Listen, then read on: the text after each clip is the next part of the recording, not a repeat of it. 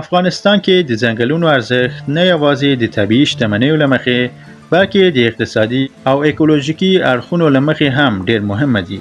د ځنګلونو موجودیت د خلکو د ژوند کیفیت او د هیواد اقتصادي ودې لپاره حیاتي دي. په دې ویډیو کې د ځنګلونو د پراختیا او د نړیوالو تجربو په اړه خبرې کوو. ځنګلونه د ژوند یوه مهمه برخه تشکیلوي. د اقلیم د تنظیم، د اوبو د سرچینو د ساتنې او د ځنګلونو د تنوع د خوندیتوب په برخه کې حیاتي رول لري. د ځنګلونو د احیا لپاره د نړیوالو تجربو څخه یو مهمه بیلګه د جرمني ده. په 19مه پېړۍ کې جرمني د ځنګلونو د مدیریت په برخه کې یو له پرمختللي نظامونو څخه و چې د دویمې نړیوالې جګړې وروسته د ځنګلونو احیا ته ځانګړې پاملرنه وکړه. د جنوبي کوریا تجربې هم د ځنګلونو د احیا په برخه کې ښې پایلې وکړې چې د کوریا د ځنګلونو ساحه 2 برابره کړې ده. د کاستاریکا په څیر هیوادونه هم د نړیوالو شرکتونو سره همکاري کړې ترڅو د ځنګلونو د احیا او د ایکولوژیکي توازن د پیاوړي کولو لپاره هڅې وکړي. د میاواکی میتود یو نوښتګره طریقه ده چې د جاپاني ساینسپوه آکیرا میاواکی له لوري رامنځته شوې.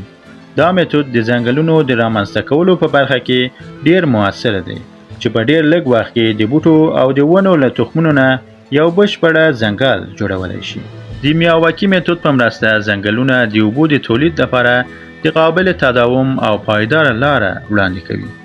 د افغانستان ولسمشر محمد اشرف غني په دې اړه داسې وایي: دا اوله پوښتنه مې د دې لپاره ده چې موږ خپل ځنګل وپېژنو. موږ معمولا کله چې ځنګل یادو استاد فورا لرګی او د ونې سیوری او د ځینو شاعرانو شعرونه ذهن ته راځي، خو یوازې داسې نه ده. موږ ځنګلونو کې داسې میوې لرو چې نړیوال بازار لري. جلغوزي په دغه وروستیو کې ډېرې مشهورې شوې، نورې میوې هم لرو. بله، پستان ډېر مشهوره ده، بادام مشهور دي، انځر مشهور دي او له هغه نه پاتې که دښتو ته وګورئ یوازې هنګه چې اول په طبیعي توګه په پیړیو کې کاکړو له هلمند دې نه ټولوله او هم سمنګان کې بله برخه ده او ده په کال کې 200 تر 400 میلیون ډالر صادرات یوازې له هنګ نه دي. افغانستان مخکې له یرغل دې نه د نړۍ 10 عمده صادر کوونکو هېوادونه وو د وچې میوې او ټول اساس همدا رقم چهارمغز نور مواد با ارزښت دي او نوم لري. د دغه میوو یو شمېر ځنګلي دي، یو شمېر په سمه او هواره کې کېږي. اما په ځنګلي دغو کې زه د خپلې سیمې د میوو په حساب ګورګورې هم یادولی شم چې ډېرې خوندورې وي او موږ خپل هم ټولې کړي دي. او یو رقم میوه ده چې ځینو ته ښه نه برېښي، د څېړۍ نه راځي او پرګي ورته وایي یا پیرګي اور کې اچوي. ډېر ما ته خو خپله خوند راکوه. فکر کوم چې دا نسبت نورم وګدي. بیاین فعلا در مورد ازی صحبت کنیم که آیا تجربه موفق جهانی در بخش صدور محصولات مفید جنگلی از جمله میوه ها صرف نظر از چوب وجود داره که سرمشق کشور ما قرار بگیره؟ بله، خوشبختانه اگر مسئله را محدود نکنیم تنها به صادرات، بلکه در قدم اول سر محافظت و احیای جنگلات به جرمنی قرن 19 و ابتدای قرن 20 و بعد از جنگ دوم جهانی یکی از موفق‌ترین نظام‌های مدیریت جنگلات داشت. کره جنوبی با الهام از جرمنی تانست در ظرف 40 سال نه تنها جنگلات خود احیا کنه بلکه ساحه جنگلات خود دو چند زیادتر بسازه و در کره خاصتا اهمیت خاص داره از خاطری که مقدار بارش سالانه از 400 میلیمتر در سال زیادتر است و کوههای دور پایتخت سول مطلق سیاه بود، اما اینا را با سطل زن و مردا از تنابا خود را آویزان کردن، خاک به سطلها انتقال دادن. در امریکای لاتین کشور کوستاریکا تانسته یکی از موفق‌ترین شیوه‌های جلب سرمایه بین‌المللی را برای احیای جنگلات از طرف کمپانی‌های مختلف اینا ایجاد کنه. از کشورهایی که در این اواخر در چند دهه فعلی اقدامات کردن، اقدام حکومت خیبر پختونخوا که در حدود 1 میلیارد درخت غرس کردن تا 85% از این نتیجه داده. یکی از اقدامات بسیار مهم در منطقه است. در هندوستان یکی از علمای ژاپنی به نام میواکی، حال عمرش از اگر هنوز حیات داشته باشه از 90 بالاست و اهمیت از ایده است که آقای میواکی ثابت کرد که در 5 سال یک جنگل از بوته گرفته تا درختای 20 متره به صورت اساسی ایجاد شده میتونه و وقتی که ایجاد شود خود از این بعد از 5 سال به اندازه رطوبت تولید میکنه که قابل تداوم باشه و پایدار باشه. این در هندوستان به مقیاس بسیار بزرگ از طرف یک نهاد که به نام فارست یاد میشه به دست گرفته و از نگاه تاریخی احیای جنگلات امریکا بعد از اینکه ساحه گندم انتقال کرد از شمال شرق امریکا به وسط امریکا و غرب امریکا یک مثال بسیار زنده است، اما اوج معلوم داره. مقدار باران قابل ملاحظه است و همچنین جنگلات کانادا قابل ذکر است که حفاظت از این مثالهای بسیار خوب بوده میتونه. فکر میکنین که این تجارب مخصوصا از دانشمند ژاپنی که شما گفتین منحصر به مناطق مخصوص است یا میتونه تعمیم شود در کشورهای مثل افغانستان؟ خوشبختانه هم تجربه کره جنوبی و هم طریقه آقای میواکی و دکتر ناکامورای مرحوم تعمیم شده میتونه. یکی از بزرگترین علمای کره جنوبی که متخصص جنگلات است به نام آقای دکتر کیم تشریف آوردن و نقطه کلیدی از اینایی بود. کابل دیدن، چند ولایت دیگر دیدن، گفت شما یک وجه خوب دارین که اکثر مقدار بارانتان به اندازه نیست که خاک کوها را به صورت اساسی از بین برده باشه.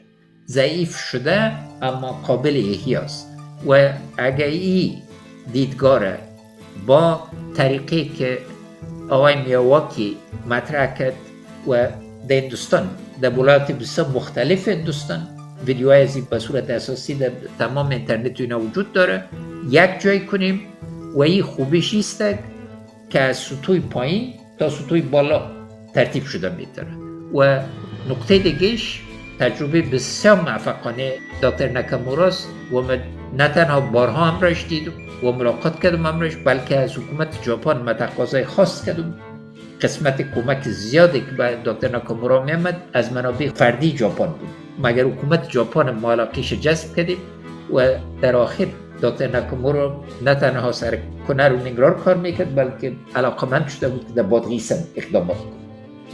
د دې لپاره چې اوریدونکي ناکامورا پیژني په افغانستان کې د کاکامورات په نامه مشهور افغانستان طبیعت یې ترلاسه کړ. واقعا کارونه د ډېرې ستاینې دي چې په تاریخ کې نوم پاتې شي. کولی شو په لنډیز ووایي د ده طریقه په څه ولاړه وه، ولې مهمه ده افغانستان؟ واقعا ټول افغانان دې سړي باندې ویاړو کې. اول تاسو ته وایم چې ولې دی اوبو ته او ځنګلو ته متوجه سو. دی ډاکټر پېښور کې کلینیک خلاص کړ او مقدس جات په شپو کې خپله به ده په خپل اوبو باندې مریضان کوټو ته وړل او وقتی چې دا ټول مریضان یې ولیدل اصلي ټکي باندې دی پوه سو، ویلې دوی خو سمه ډوډۍ نه ده خوړلې. اول ته وچکالي وه، نو دی چې لاړ هلته له ډاکټري نه واوښت، اوبو باندې لویترین متخصص سو او په اوبو باندې یې څه وکړل. د کنر اوبه توندې دي هغه او پښتو یې بېحده ښه وه. نه پوهېږم تاسو ورسره غږېدلي وئ که نه؟ له بده مرغه نه وم غږېدلی. یعنې ډاکټر ناکامورا مطلق کنري او ننګرهاري پښتو باندې غږېده، لهجه یې نه درلوده. همدې لپاره خلک یې کاکا بولي. خلکو ټول ورته کاکا ویلې. نو کنر اوبو ته یې ویل لیوني اوبه دي، ویل لیوني اوبه دي، لیونی په کار و.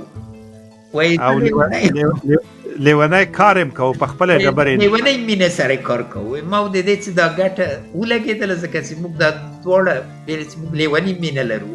او طریقه د اوبو د جاپان له 400 کالو مخه نه ده پیدا کړله. پس له هغه نه دا سلسله یې ولیدله چې له یو خوا نه اوبه ستونزه ده، له بلې خوا نه سیلاونه راځي. او کتاب کې ډېر په واضح توګه لیکلي دي سیلاو راغلی او اده کانالونه لا نو خلاصی وي خپله په تراکتور کې کېناسته دا د سیلاو مخه یې وګرځوله نو ونې چې د کېنولې برخلاف د نورو نه چې ونې یې له نورو ځایونه راوړل ده د طبیعي ونې چې په کونړ کې وې او ګمبېرې دښتې کې وې دغه یې راوستل او یو طریقه د استعمال د تیږو د منځته راوړل چې څنګه سواحل خوندي کړي او دا تیږې په یو جال کې اچول کېږي د اوسپنې په یو جال کې او دا طریقه اول په ایټالیا کې منځته راغله او د ډېر سخت انکشاف ورکړ او د دې دپاره چې دا تیږې ټینګې سي د تیږو په سر کې د ونې کېنولې د ونې ریښې هم تیږې ټینګې کړې هم چې سیلاو راځي سیلاونه یې مخه ونیوله نو دغه طریقه ده او دلته ښوله یې دا ده چې دا یې ټول په افغانانو وکړي د جاپانیانو د تخنیکي ملګرو تعداد ډېر کم و دوی وسیله و او یو انسټیټیوټ افغانانو سره جوړ کړ چې هغوی دا پوهه زده کړې ده او مصارف پرتله د هر بل رقم کانال چې جوړ سوي دي یا هر لوی پروژې باندې بې حد کم دي زه ډاډه یم چې د شاګردان به یې او دغه اصول به یې زده کړي یعنې چې اورېدونکو ته یې اسانه کړو ده له سیمه ییزو موادو نه د کانکریټو او نورو په ځای د سیمه ییزو ډبرو دی نه کار اخیسته ونې یې پر سر ورته کېنولې چې هم زرغونتیا رامنځته کېده ځنګلي سیمه پراخېده او هم د سیلابونو او د سیند د تخریب مخه نیول کېده او څنګه دي کې د کانالونه جوړ کړل چې اوبه اول پستې سي له توندي نه کېني دا یو بله خاصه طریقه ده چې د شګو یو کوچنی بند غوندې جزیره یې ورته جوړوله او پس له هغه نه بیا بندونه او بندونه په کانالونو لاړل او کانالونه اوږده کانالونه دي ځینې 20 کیلومتر نه ډېرتر دي نو صحرا واقعا شنه سوله او اوس هغه ګمبېری چې د مرګ ځای او خلک به جل واهه ځکه چې اوبه به یې نه پیدا کولې اوس ښایسته ځای د افغانستان نه ده نو دا درښیي چې په عملي توګه امکان د دې شته چې صحرا وګرځوئ د صحرا کېدو مخه ونیسئ او افغانستان بېرته زرغون کړئ شما قبلا از یک دانشمند یاد کردین که گفتن که احیای جنگلات در مدت بسیار کوتاه مثلا در حدود 5 سال ممکن است آیا درختایی که در این سیستم میاد که زود جنگلزاری ایجاد میشه قابلیت نمو در افغانستان داره این تحقیقات صورت گرفته؟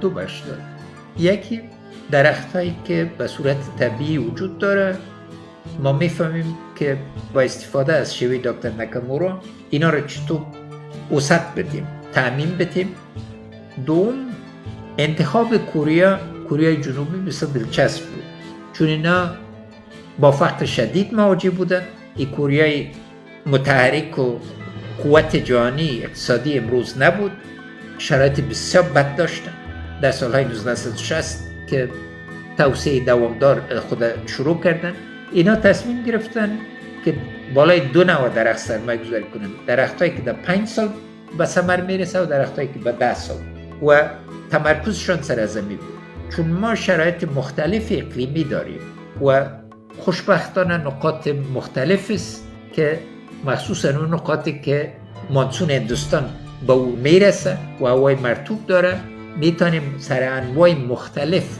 سرمایه گذاری کنیم و نوع از ایره ببینیم نقطه بعدیش است که ما باز درختای وحشی داریم مثل زیتون وحشی در خوست و زیتون خوشبختانه در خیبر پختونخوا به سطح بزرگ اثر سرمایه گذاری شده از خاطر که هدف دوجه‌ای بود که از واردات تیل زیتون که یکی از اقلام عمده وارداتی پاکستان است جلوگیری شود و اینا بتانن به طرف خودکفایی برن اما تمام ابعاد از این بازم هم به خاکشناسی منظم تعلق داره و هم به شناخت درخت و خاصتا آشنایی مردم و سرمایه گذاری برای از اینکه مردم به صورت واقعی بفهمن که این درخت ها را چطور حفظ کنن محافظت کنن و باز در نفعش مشترکاً سهم داشته باشن نو په دې حساب کله چې د ځنګل د بیا احیا کېدو طرحه جوړیږي راتلونکي اقتصادي ارزښت اقلیمي ارزښت دا ټول باید په پام کې ونیول شي.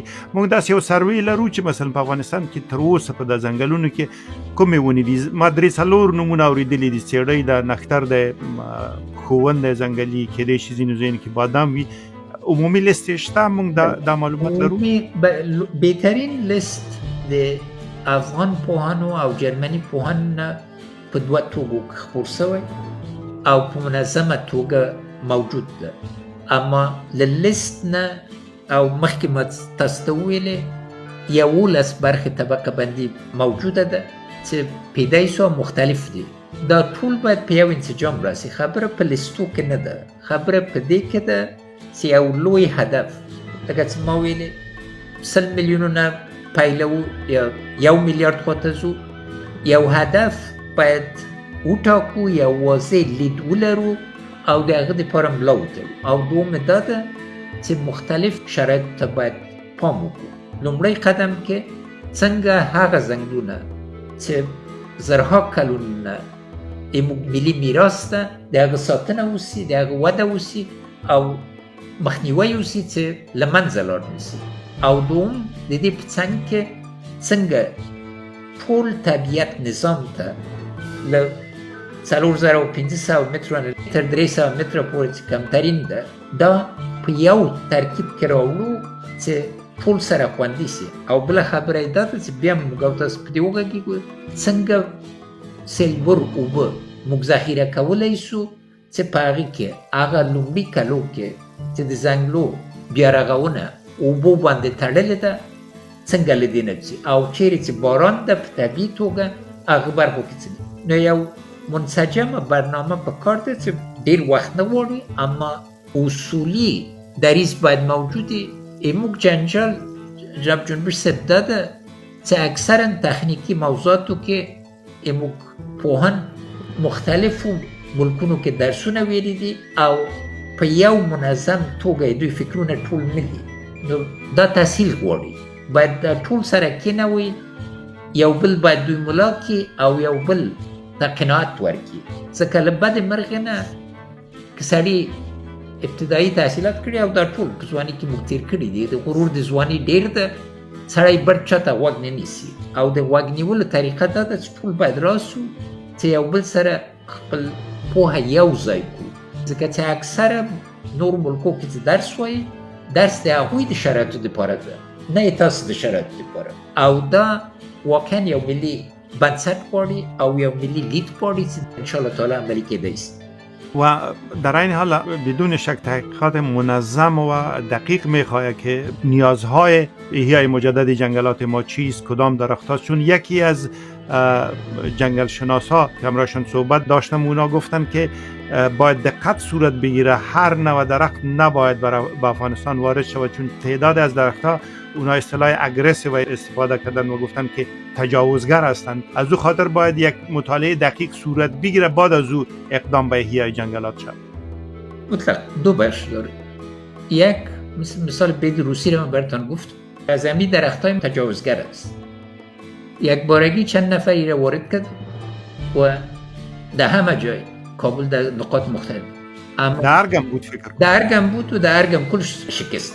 و نقطه کلیدیش است زیادترین آب ابتدای کار باید از درختای شود که در محیط سابقه صدها سال یا هزارها سال دارد. هر نوع درختی که میایه یا بوته که میایه باید ابعادش سنجیده شده باشه. و نقطه دیگه است که با خاک و آب و شرایط باید ارتباط داشته باشه. طریقا مثل طریقه آقای میاواکی یا طریقه دکتر ناکاموراس او طرق است، اما تصمیم گیری به صورت بسیار واضح است. و بدبختانه بعض اوقات همکارای ما تصامیم گرفتن که به صورت واضح اتکا به این نداشتن و هر چیزی که مورد توجه یک فرد تکنیکی بوده سر از امون توجه کردن بدون از یک نتایج اقتصادی و ابعاد اجتماعی و ابعاد محیط زیستی اثر به صورت اساسی و هم از ضرورت به دیدگاه واضح و اطمینان از نگاه تخنیکی و از نگاه عملی داره. په دې برخه کې غواړم ستاسو یو تجربه واورم داسې اقدام چې یو سیمه مکمله زرغونه شوې ستاسو د تصدۍ وخت کې راته ویلی شئ؟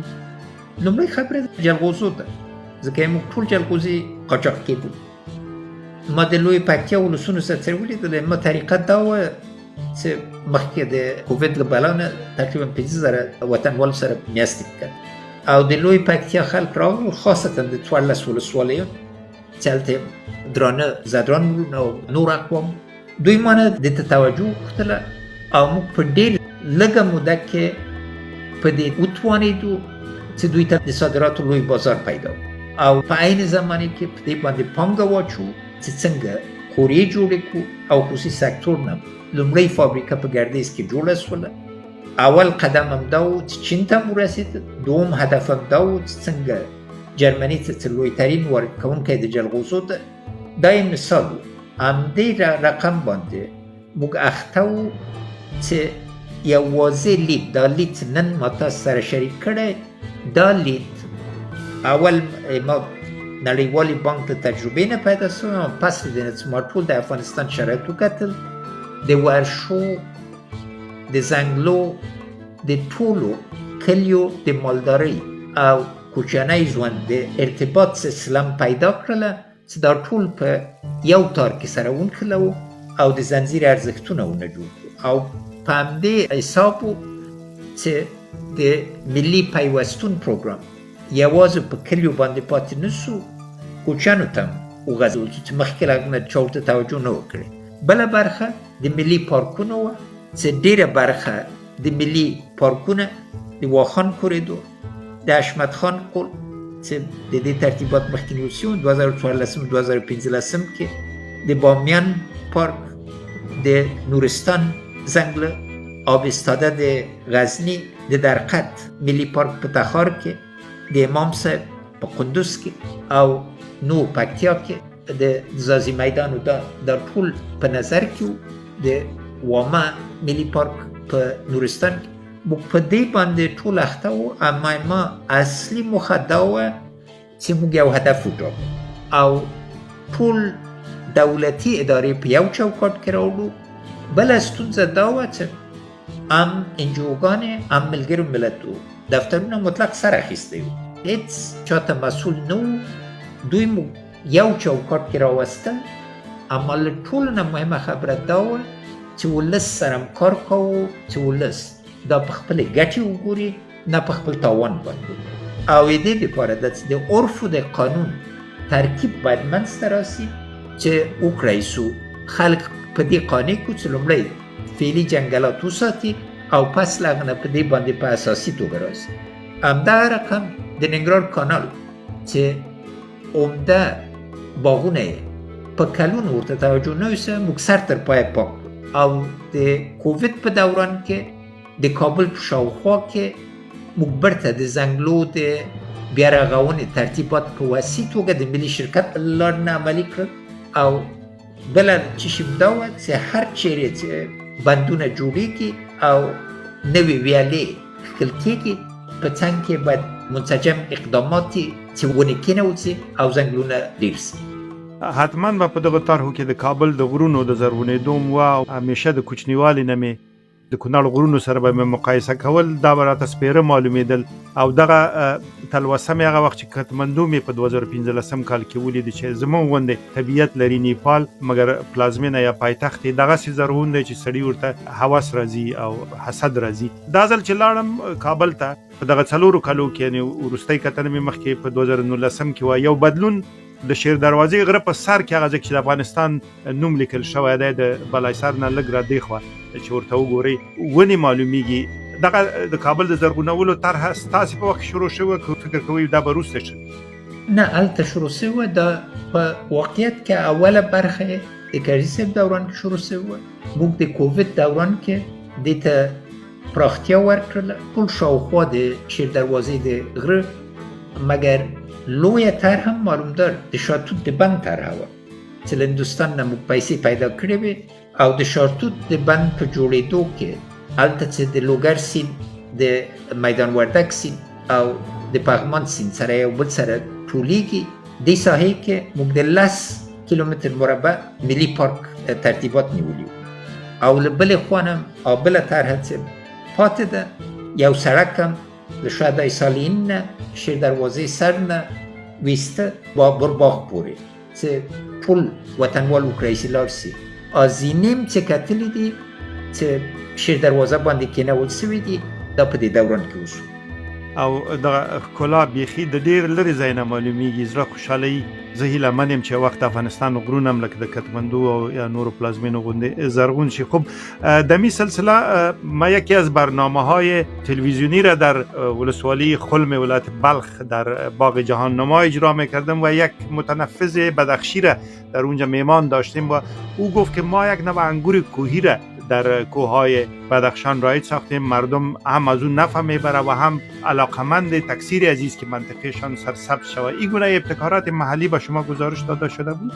ابتکارات محلی در نقاط مختلف افغانستان است و واقعا سر از این باید افتخار کنیم مگر وسیله عمده از برنامه همبستگی ملی بود چون این برنامه صلاحیت کامل به شورای محلی داد و شوراهای زنا بود، شوراهای مردا بود و شورای کوچیا بود. 33% شورای کوچم از زنای کوچی که همیشه در اقتصاد مملکت و در مدیریت مالداری نقش بسیار درخشان در طول تاریخ داشتن ایجاد شد. هزارها مثال آورده میتونه. اما نکته که مهم است در این بخش و ما سرش توجه داشتم متاسفانه با موفقیت مواجه نشد ایجاد یک بانک ژنتیک نباتات و جنگلات خودروسته. حداقل 20% نباتات ما با یک حساب جنگلات ما منحصر به فرد به افغانستان است و از این که میتونه ارزش بسیار بلند اقتصادی میلیاردها دلار در آینده داشته میباشه. میفهمید که یک شرکت امریکایی ادعا کرده بود که برنج بسمتی رو به نام خود ثبت کنه چون از طرف هندوستان ثبت نشده بود و از سالها دعوای وقوعی گرفت. مشکلی که زراعت عصری به وجود آورده از یک جنس می باشه. درخت بلوط مثال شما دادم وقتی که یک مرض میایه که همه نبات یا درخت از یک جنس باشه یک مرض تبایی بسیار وسیع بار میره و رای چاره ازی دمی سیستم جین مواد اساسی تشکیل نبات و جنگل در طبیعت است. خاصیت‌های خاص داره که موجب نجات شده میتونه. از این جهت بدخشان نه تنها انگور خودرویی داره، سیب خودرویی داره، ناک خودرویی داره، انواع مختلف است. همچنین در نورستان و کنر اینجا تمام از این نقاط افغانستان که ببینید و تیربند ترکستان امیر رقم مواد داره. نقاط دیگه کوههای بابا تمام کوههای ما ضرورت و یک بررسی اساسی داره مثل که دشتای اینای ما چون نباتاتی که به صورت خودروی ریگ نگاه میکرد و ریگ استحکام میداد و یا نباتاتی که نمک فرزند طور مثال در دشتای ایران یک بوته خاص است که نمکی و گوسفندی که سر از این تربیه میشه یک لذت خاص داره که در عربستان سعودی از همه کده ارزش زیادتر داشت و از همین خاطر بود در دوران داود خان مرحوم حکومت عربستان یک سرمایه گذاری بزرگ میخواست سر مسئله خیرات انجام بده. کسی را که شما از الفت سب کردین یا ما از تاجر گلکنده کرد ما همیشه به طرف بیرون یا کمک بیرونی میخوایم ببینیم ایواز از این که گنج های که زیر پای ماست یا پیش روی ماست به دیده ارزش ببینیم. با انکشاف از این ما خود سر پای ایستاده شده میتونیم و با دنیا نوع مناسبات ما تغییر میکنه. واقعا برنامه را که ما شما سرش صحبت کردیم اگر به صورت اساسی انسجام پیدا کنه 10 تا 15 میلیارد دلار در سال صادرات در حدود امکان است. زه د سرویګانو پوښتنه په دې کوم چې به سروې نه کیږي نه پیغام چې دا به یې کنه ځینې بوټي دي ځینې محصولات دي ځینې لرګي دي چې په نړیوالو بازارونو کې خورا ډیر قیمتي دي په لری ختیځ کې په امریکا او دغه ځایونو کې دا سروې باندې شوی چې دغه ونه افغانستان کې د نمو قابلیت ولري چې سړی دا تعمیم کی او په عین حال کې اقتصادي ګټه واخلي. لومړی څېړنې ما په پوښتنې باندې سوي اما لکه چې مخکې تاسو ویلې یوازې دا نه ده چې لومړی سروې وسي. له سروې نه تر عملي کولو پورې باندنیو خلکو باندې تاسو سروې کولی سئ، اما پروګرامونه باندې نسئ عملي کولی. دا بې له دې نه چې افغان ظرفیت په کار واچوئ او اول هغه نتیجې ته ورسیږي. دا یوازې تخنیکي پوهه نه غواړي، ولسي پوهه غواړي. بې له دې نه چې ولسونو سره مشترکه ژبه پیدا کړي، نه کرهنې کې بدلون راوستی سي، نه زنګلو کې بدلون راوستی سي، نه نورو برخو کې معادنو دې کې بازاریابي برخې کې منسجم سرویګانې سته کیدی سي، اما څوک یې وکړي. جلغوزیو باندې ما لسها مجلس ونیول، ځکه هر وارې به یو خنډ تاسو لیدلی دي چې افغاني مرزا قلم چې ورته ویلي چې یو چیرې چې څوک خنډ پیدا کړي په یو زنځیر د ارزښت کې ټول زنځیر ته زیان رسوي، او دا توجه غواړي له بدې مرغې نه دغه ظرفیت چې په ودې کې و اوس ډېر سخت کمزوري سوی. که یو کار کوئ او غواړئ خلکو ته ژوند ورکوئ، نه تدریجي مرګ، دا تخنیکي پوهه غواړي او دا باید ولسي پوهې سره یو ځای سي چې نتیجې ته ورسیږي. او دا بې له دې نه چې اوسني د معلوماتو لارې او بیا د عملي کولو لارې نتیجې ته ونه رسیږو. دا نسي کېدی. د برنامې جوړول یو خاص ظرفیت غواړي او تطبیق یې باید لکه خیاط غوندې. که خیاط تاسې یا ما یا د بل افغان انسان غرور یا خود اندام نظر کې ونیسي، څنګه به یې جوړي؟ او کالیز تیار راځي، ځینې ښېګڼې لري، اما چې شي دا ده چې تاسو په جسم باندې ارتباط نه لري. او د برنامې جوړول هم دغسې. او انشاءالله تعالی په راتلونکي به دې باندې تفصیل وغږیږو چې برنامې جوړول او د برنامې تطبیقول څه رقم ظرفیتونه غواړي او څنګه پانګې باید په دې باندې واچول سي، بې د بشري پانګې نه د طبیعي پانګې خوندي کېدی نسي او ودې ته نه رسیږي. ابتکارات جهانی از جمله کنفرانس های کاپ که یکی از اینا در اواخر در امارات متحده عربی دایر شده صورت میگیره، از جمله کمک به کشورهایی که در نتیجه تغییر اقلیم صدمات زیادی دیدند. شبیه به یک صندوق، یک پروگرام، یک ابتکار در مورد احیای جنگلات وجود داره؟ چینی هم بر تغییر اقلیم تاثیر داره؟ جنگلات یک موضوع مهم بوده، اما زیادترین توجه در این بخش بالای برزیل است، بالای اندونزیا است، بالای روسیه است، ممالکی که زیادترین تاثیرات دارن و قطع جنگلات از این نتایج بسیار وخیم دارن. اما منابع یک منبع نیست، صندوق‌های مختلف وجود داره. یکی از مهمترین منابع از این چیزی است که به نام تجارت کربن یاد میشه. تجارت کربنی است چون مقدار کربن را به هوا انتقال داده میشه و موجب گرم شدن هوا و تاثیرات از این به صورت واضح دنیایی است. بنابراین شرکت‌های بزرگ، کوچک، متوسط همه در بخش سکتور خصوصی کشورها که زیادترین سهم در ایجاد رهایی کربن دارن با محیط زیست و اینا حاضر به کمک هستند به کشورهایی که مقدار پایین آورده میتونن. کوستاریکا طور مثال پیشتر خدمتتان ذکر کردم چند دهه هست که تمام احیای جنگلاتش از طرف شرکت‌های خصوصی تمویل شده. اما این برنامه منسجم میخواد. بدون مشروعیت ملی و بین‌المللی رقم برنامه عملی شده نمیتونه. از همین خاطر کشور ما در کنفرانس های کاپ اسکاتلند در مصر و آل در امارات متحده عربی نمایندگی نداشت و شاید از کمک هایی که شاید صورت بگیره محروم شد. اینا محروم نیستن، خود محروم کردن. این نکته را باید به صورت واضح از نگاه مسئولیت بدانیم. اداره طالبان خود محروم کردن، چون با شیوهی که اینا رفتار میکنن نه مشروعیت ملی را کمایی کردن، نه مشروعیت منطقه‌ای را، نه مشروعیت بین‌المللی و بدون این سه بعد مشروعیت اقدامات بزرگ صورت گرفتن نمیتونه. با انحصاری که اینا به وجود آوردن و طریقه اقتصاد جرمی و شبکه‌ای که ترجیح دادن این رقم اقدامات صورت گرفتن نمیتونه.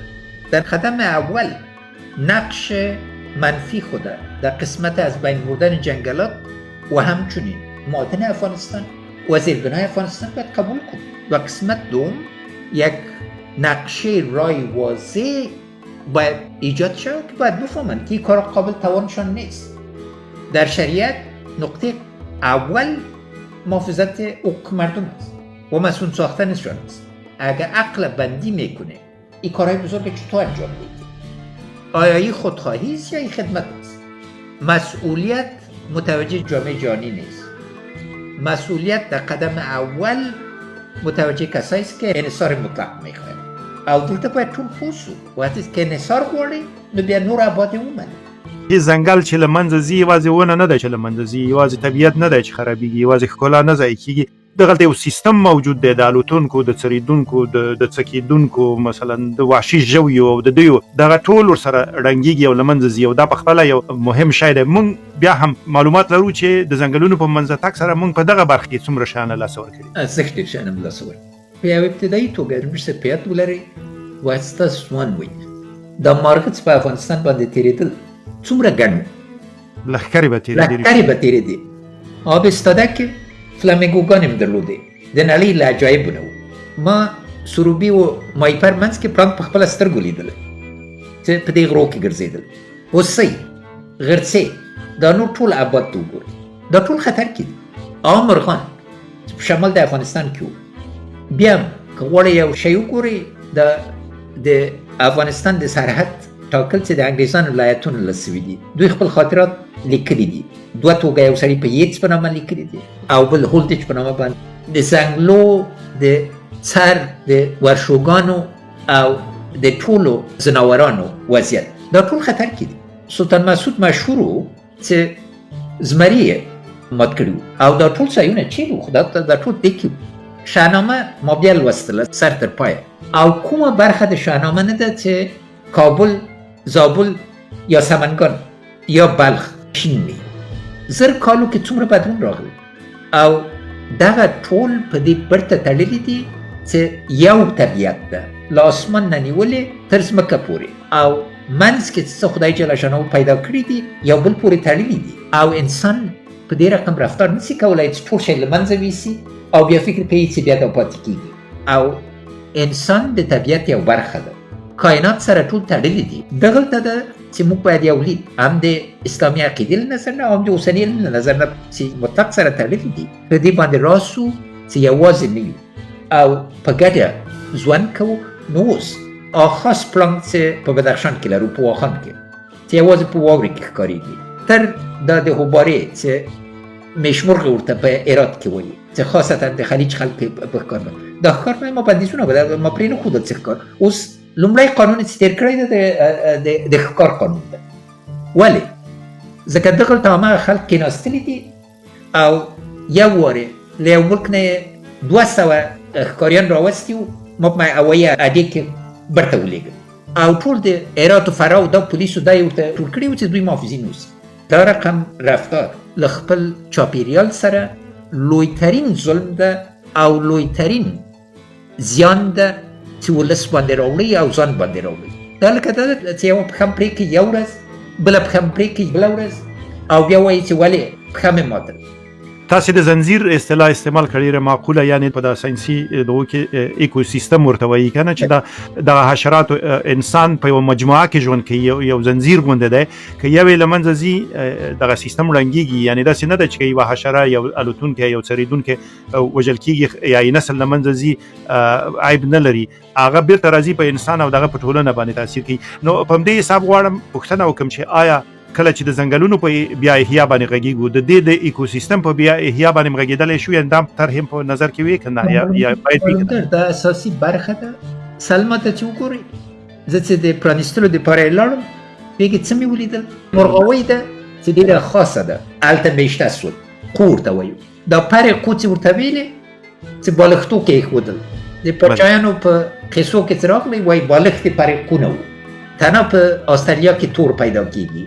همدغه راز کمال خان هم چې پرانیسته مرغاوۍ برته راغلي او ما ویلي مهاجر مرغان برته راغلل اوس باید انشاءالله تعالی مهاجر انسانان به برته راسي. غواړئ ووایاست چې که ځنګل احیا شو دغه سیستم بیرته خپله احیا ژوندی کېدی سي مګر اوس یوه برخه یې په طبیعي توګه راځي اما بله برخه یې بیا په پوهې تړلې ده چې هغه نور موجودات چې او آیا پاتې په باقي محیط کې پاتې دي، باقي چاپیریال کې، په نور ولسوالیو کې یا نور ولایتو کې چې څنګه سره تړل کېدای سي، او یا دا چې بیا هم احتیاط پکار ده چې له خارج نه واردات ونه کړي، ځکه د دې نتایج زه یو مثال درکوم.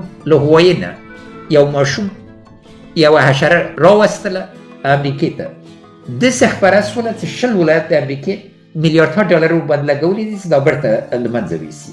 نو دقت پکار ده دلته، مګر ته چې د میاواکي طریقې نه او د ناکاموراله تجربې نه او د نورو تجربو نه لیدلی سو، وختې چې ځنګل منځته راسي او په خاصه چې بوټي او دا سره یو ځای ورباندې پانګه واچول سي او ودې ته یې توجه وسي، چاپیریال بدلیږي.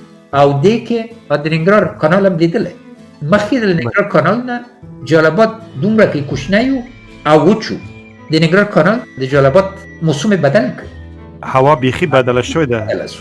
نو امکان د دې په عملي توګه شته، باید توجه وکړو چې څنګه کېږي. او 6 ښارونو دپاره ما مطلق ټول پلانونه چې تطبیق دپاره تیار دي برابر کړي وو. زما پوښتنې هم دومره وې، که تاسې د دغې مهمې مسلې په باره کې نور څه ویل نه لرئ، نو فکر کوم چې د خپرونې وروستیو شیبو ته نږدې شوي یو. زه مننه کوم. خبرم بیا په همدې کې ده چې ټول موږ طبیعي پانګو ته د یو نظام په حیث باندې وکتل سي چې انسان او چاپیریال سره تړلي دي، او هر اقدام چې موږ کوو نتایج لري. او یو برخه چې ډیره ضروري ده، ځکه که غواړو د ځنګلو او د بوټو له منځه وړلو نه مخنیوی وکړو، باید لمریز انرژي ته ډیره خاصه توجه وکړو، ځکه اوس داسې دیګونه او نور آلات موجود دي چې د لمریز انرژي باندې ورنه ګټه اخیستل کېدلی سي، او د دې ضرورت چې خلک لرګي وسوځوي یا بوټي وسوځوي او هغه له بیخ نه وشکوي، د هغه مخنیوی کېږي. نو دا نه ده چې دا یوازې په نصیحت باندې موږ خلکو ته ووایو، باید بدیل د ژوند برابر کړو. او دا بیرته راځي، آیا ژوند منو او راتلونکي ژوند خواته ځو، یا دا چې غوږونه کاڼه کوو او سترګې لرې کوو او وایو هر شی خوندي دي، هیڅ خبره نه ده، پرېږدئ چې هر څه په ولس باندې راځي. ټول مسؤل دي او مسؤلیت دا ده چې ملي ګټو باندې باید په واقعي توګه فکر وسي.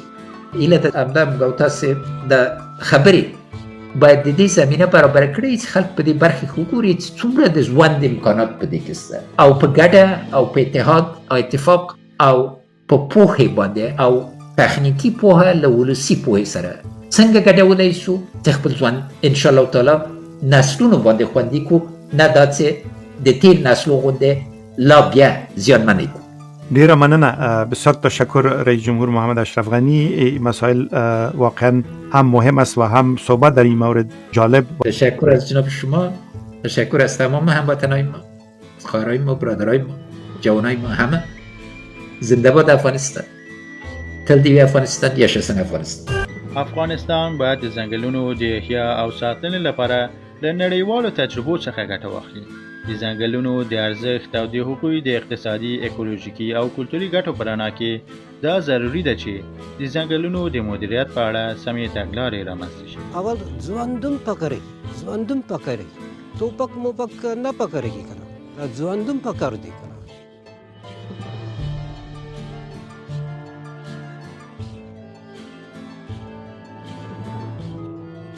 که ویډیو مو خوښه شوې وي، لایک او سابسکرایب مه هېروئ. مننه.